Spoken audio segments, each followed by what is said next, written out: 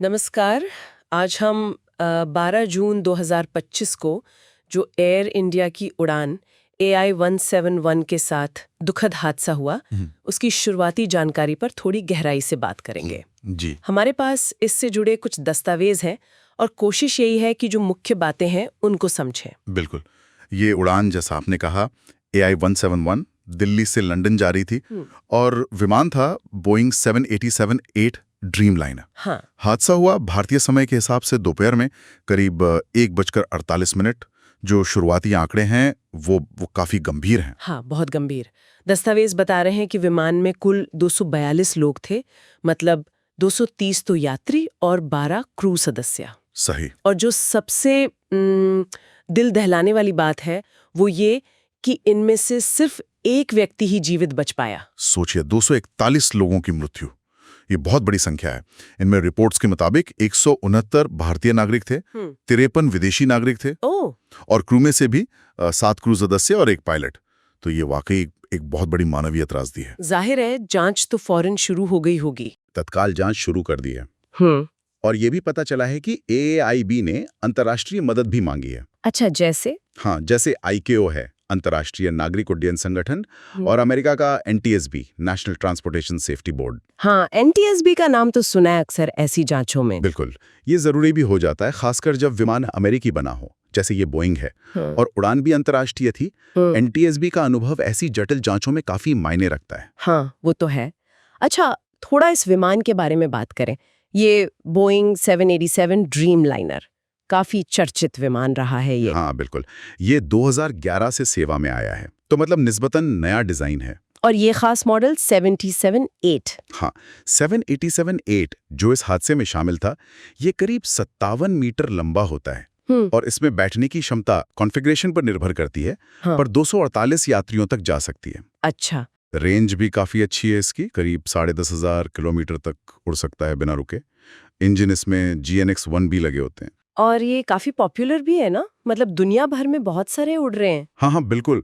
1000 से ज्यादा 787 dream liner इस वक्त दुनिया भर में सेवा में हैं।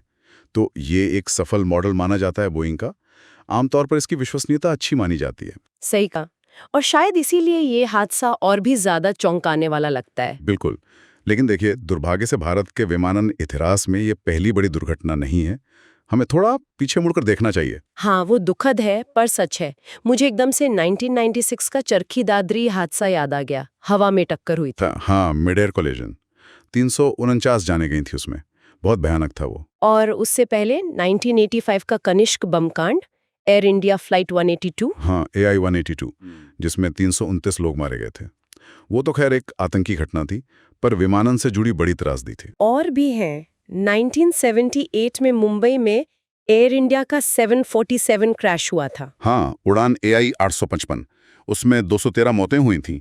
और अगर हाल के सालों में देखें तो 2010 का मंगलौर हादसा। एयर इंडिया एक्सप्रेस वाला। हाँ, एयर इंडिया एक्सप्रेस उड़ान 812, जिसमें 158 लोगों की जान गई।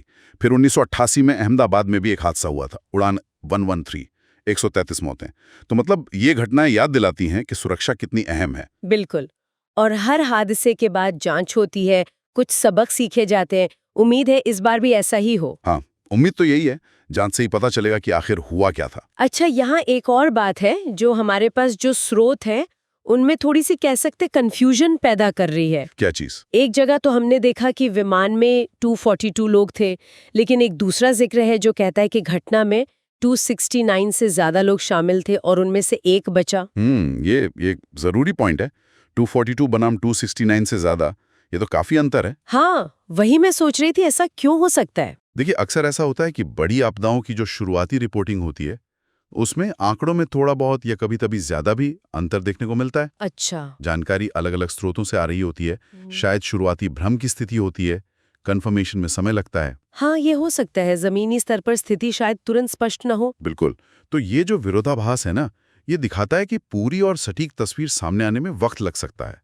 शायद कुछ घंटे या कुछ दिन भी। सही कह रहे हो। और ये हमें सोचने पर भी मजबूर करता है कि ऐसे संकट के समय में जो सूचना का प्रबंधन होता है, हाँ। वो कितना मुश्किल काम है। हाँ, कैसे शुरुआती अक्सर अधूरी या थोड़ी विरोधाभासी जानकारी को संभाला जाए और धीरे धीरे सच्चाई तक कैसे पहुंचा जाए, ये अपने आप में एक बड़ा सवाल है। बिल्कुल। इस पर शायद हमें आगे और ध्यान देना होगा कि ऐसी स्थितियों में सूचना का प्रवाह कैसे काम करता है। हाँ, निश्चित रूप से।